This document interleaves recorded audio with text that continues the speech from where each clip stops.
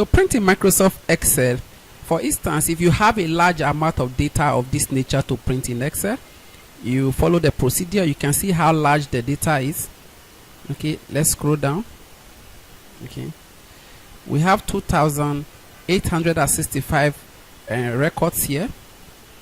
Okay, and if I scroll down here, you can see that we have a lot of columns here, and we want all these things printed on either letter or A4 paper. Okay, so you go to File, you click Print. When you get here, you can see that the work will cut if it is printed like this, because we have more columns that are hiding. So you select the printer that you want to make use of. Okay, then after selecting the printer, you come here and you select Scaling. You say Fit all columns on one page. You click on it. You can see if it is printed like this, you will not be able to read it. The font will be too small. So it's better you select Landscape. Okay, so your work comes like this.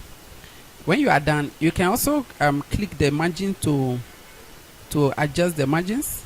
Okay, it will create more space. Okay, so when you are done, you click Print. But before that, I want you to take note of something. This is the header row. If I click Next, you can see the header row has disappeared, which means if these pages are printed, you only have the header row on the first page, which means on the second page, when you pick the paper, you may not be able to understand what this content represents. So based on that, we need the header row to appear on all the pages. So to solve that problem, you go back. When you get to this environment, you click Page Layout, then Print Title. Okay, rows to repeat at top.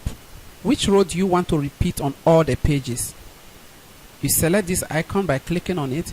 You can see a small arrow is following my cursor. You select the header row. You click on this icon again. You can see if you also have some columns that you want them to repeat itself on all other pages, you also do the same thing here by selecting the columns. In this case, I only want the header row. I click OK. Go to Print. So when you come here, we're on page 1. If I click Next, you can see we're on page 2, and yet the header row is also available. You see, you can print, when you print all other pages, the header row follows. Okay.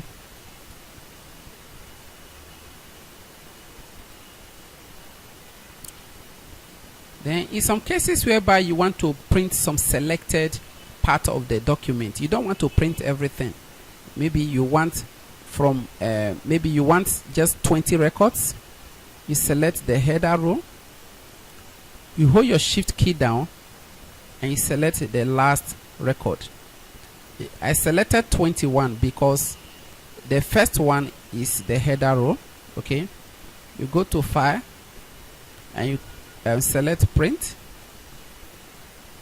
When you come here, you select Print Selection. You click it and you click Show Print Preview. So you can see that only the selected parts are available. So when you are done, you click Print. Thanks for watching. If you like what you just saw, please share this video, subscribe to my channel, hit on the thumbs up button, and let me know how you feel about this video in your comments below, as that will help me to improve in future tutorials. Thanks.